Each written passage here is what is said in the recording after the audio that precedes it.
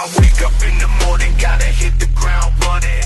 Hustling hard, no time for a rest of fun. And got my mind focused, steady pushing the limit. Grinding all day, no way I'ma quit it.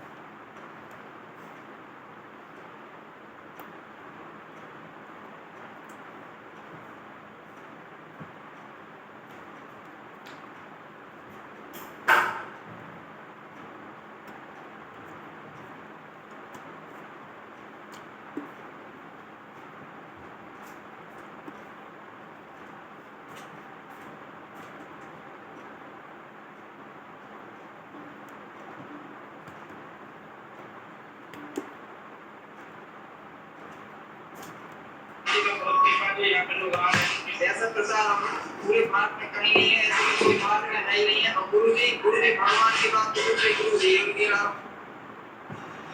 तो ये report भी हमने आपको दिखा दी क्योंकि अभी अभी इसका जिक्र हुआ।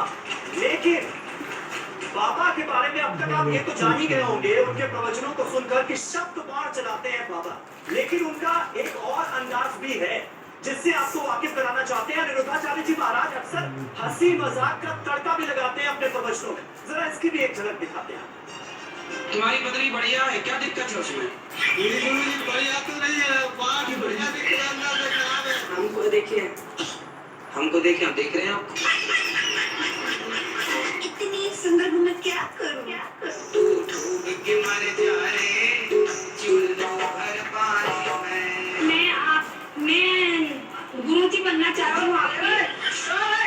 बिल्कुल आप बन जाओ मेरी गुरुजी, क्योंकि तुम ही हो, अब तुम ही हो जिंदगी, अब तुम ही हो प्यार झूठा सही दुनिया को दिखाने आ जाओ।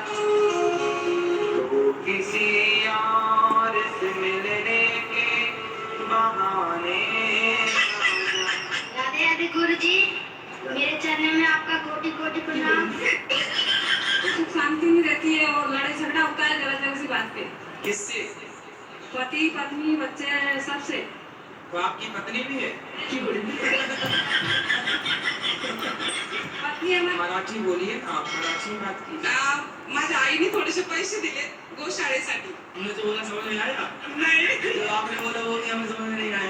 हमने बोला आपका हिसाब बनाओ। पिताजी का नाम बताओ क्या है? पप्पू सिंह। पप्पू सिंह, वो आपके पिताजी हैं, आपके पास क्या सबूत है? तो देखा आपने अनिरुद्धाचार्य जी महाराज का ये रूप भी। महाराज अब मुझे ये बताइए कि कुछ वीडियोस तो आप डालते हैं अपने प्रवचनों के, लेकिन उससे भी ज्यादा संख्या में ऐसे वीडियोस डाले जाते हैं जो दूसरे लोग डालते हैं आपका वीडियो उठाकर काटकर एडिट करके। ऐसे वीडियो जब आप देखते हैं तो एंजॉय करते हैं? हाँ देखते हैं, अच्छा लगता है। सब लोग देखिए, सबका कार्य चलते रहना चाहिए। तो आपके बारे में रील या मीम बनाने वालों को आप क्या कहेंगे? ठीक है, अच्छा बनाए, अच्छा काम कर रहे हैं जो कर रहे हो। देखो हम लोग क्या कर रहे हैं, हमें क्या करना, और लोग क्या कर, हम तो आपको सही मार्गदर्शन दे सकते हैं। बुरा जो देखा न मैं चला, बुरा ना मिलिया कोई, जो दिल खोजा आप ना हमसे बुरा ना कोई। मैं सदा अपनी बुराइयां देखता हूँ और अपने को बेहतर करने की कोशिश करता हूँ, दूसरों को कम देखता हूँ। जीमेल का इस्तेमाल हम और आप सभी लोग करते हैं। जीमेल के आविष्कार को लेकर महाराज जी क्या कह रहे हैं, जरा सुनिए। आज जो आप लोग जीमेल का उपयोग करते हैं, इसका जीमेल जो दुनिया की परम आवश्यकता जीमेल है, आश्चर्य होगा जीमेल का आविष्कार करने वाला भारत का केवल 14 साल का लड़का था। तो जीमेल का आविष्कार करने वाला भारत का एक 14 साल बालक था। ये कहा महाराज ने। जल्दी से इसी से जुड़ा हमारा अगला सवाल मुकदमे का सामने लाया जाए। ये रहा सवाल, क्या अनिरुद्धाचार्य जी महाराज जानबूझकर गलत तथ्य अपनी कथा में बोलते हैं? अनिरुद्धाचार्य जी ऐसा क्यों कहा? जीमेल का आविष्कारक 14 साल जीमेल का आविष्कार आप बताइए। आपके हिसाब से कौन? भाई मैंने तो बता दिया मेरे हिसाब से कौन, आप बताइए आपके हिसाब से कौन। चलिए हम बताते हैं। सर्च कर लीजिए, मिल जाएगा। अब आपने चुनौती दे दी है तो मैं चुनौती एक्सेप्ट करता हूँ। आप बताते हैं, आपको अनिरुद्धाचार्य जी महाराज की बातों का फैक्ट चेक कर लेते हैं, क्योंकि महाराज जी ने खुद ही कहा है। ये देखिए, जीमेल के जन्मदाता जो थे वो पॉल बुखेट थे। कुछ और जानकारियां इनके बारे में है क्या? फैक्ट चेक में क्या सामने आया?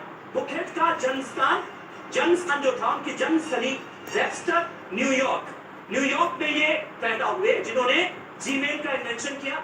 जीमेल की शुरुआत 1 अप्रैल 2004 को हुई है। देखिए कुल मिलाकर ये बातें, गूगल में नौकरी, ये देखिए कुछ और तथ्य भी है।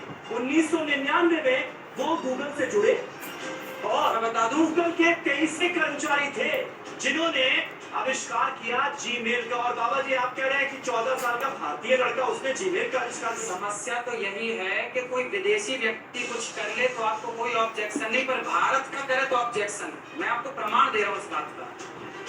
सबसे पहला विमान हमारे भारत में, भैया जीमेल पे आऊंगा क्योंकि विमान पे भी जीमेल ही चलता है ना, आने दीजिए। ऐसा है कि सबसे पहले विमान बना भारत में 1885, बनाने वाले का नाम गलपदे जी था। और 1903 में सफल परीक्षण किया, राइट ब्रदर्स ने विमान उड़ाया। अब दुनिया को ये पता है कि राइट ब्रदर्स ने विमान बनाया, पर दुनिया को ये पता नहीं है कि भारत के दलपति जी ने विमान बनाया, क्योंकि उस समय देश गुलाम था।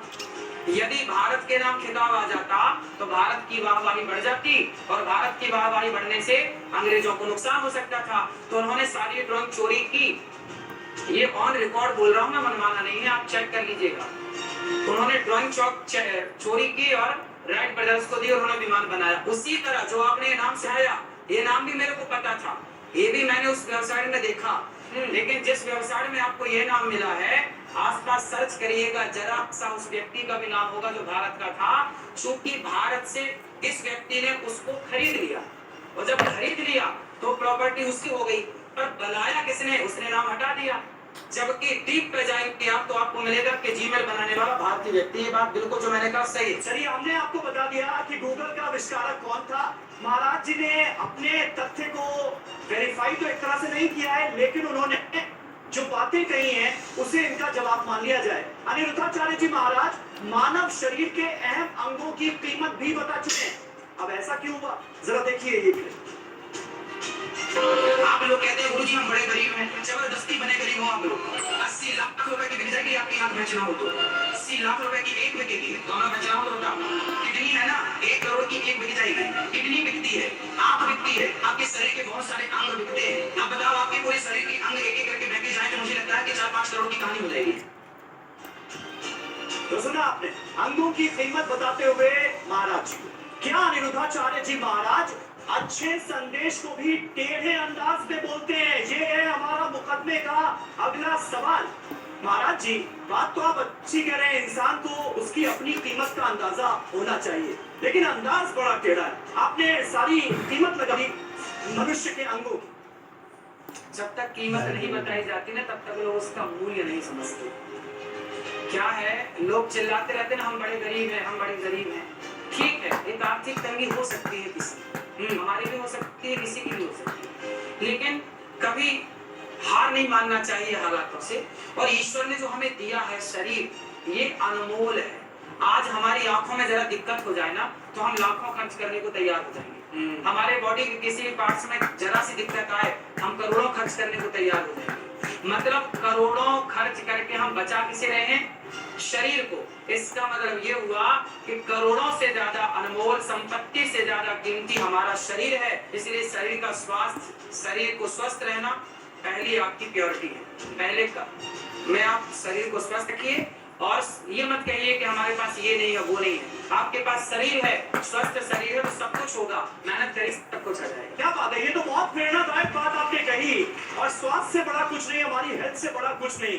आप हमेशा आलोचक रहे हैं महाराज जी के बयान, कह रहे अच्छी बात जो करते हैं तो तारीफ भी कर दिया कीजिए। बिल्कुल स्वास्थ्य के संवर्धन के लिए अगर कुछ सही बात कहेंगे, साइंटिफिक बात कहेंगे तो उसका समर्थन करेंगे। हाँ। लेकिन जिस भाषा में कह रहे हैं, आप खुद भाषा के समर्थक है कि भाषा अच्छी होनी चाहिए, मर्यादित होनी चाहिए। आप व्यक्ति की अगर कीमत लगाएंगे, अब हमसे कोई कहे कि आपके हिंद पुराण में उल्लेखित है कि भगवान श्री कृष्ण के लिए एक मंदिर का निर्माण प्रारंभ करने मात्र से 7 जन्मों में किए गए पापों का नाश हो जाता है और ऐसा करने वाला व्यक्ति नरकीय लोकों में कष्ट भोग रहे उसके पूर्वजों को मुक्त कर सकता है। अतः एक सुने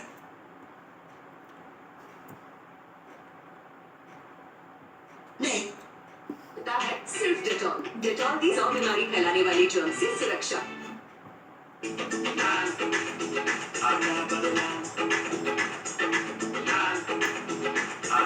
डाबर रेड पेस्ट देता है साफ।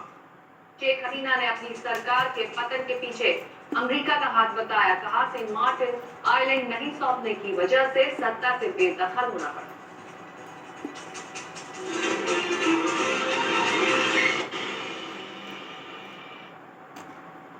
आप देख रहे हैं हमारा भारत। तो आपने वेडिंग डेस्टिनेशन सुने होंगे, आजकल काफी पॉपुलर है। हम आपको महाराष्ट्र के ऐसे इस जहाज पर कितने लोग हैं? तकरीबन 2200 यात्री हैं सर।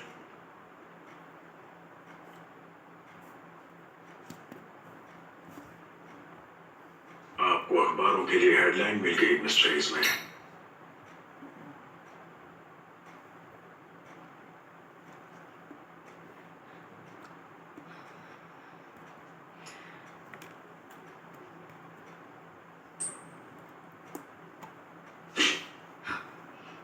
तुम उसके साथ गुलछर्रे उड़ा रही थी ना? मेरी तरफ देखो, मैं तुमसे बात कर रहा हूँ। यार अभी नहीं, हम बिजी हैं। सर, मैं आपको ये बता रहा हूँ कि आपको गर्म कपड़े और लाइफ जैकेट पहन लेनी चाहिए। मैंने कहा अभी नहीं। माफी चाहूंगा सर, लेकिन यही कैप्टन के ऑर्डर्स हैं। अब जल्दी गर्म कपड़े पहनिए, बाहर बहुत सर्दी है। गर्म कोट और हैट पहन लेंगे तो अच्छा रहेगा। क्या बकवास है। घबराइए मत मिस, ये सब सिर्फ आपकी सेफ्टी के लिए है। लाइफ जैकेट पहन लो। कोई अगर है तो बाहर आ जाओ। जल्दी करो। क्यों नहीं कह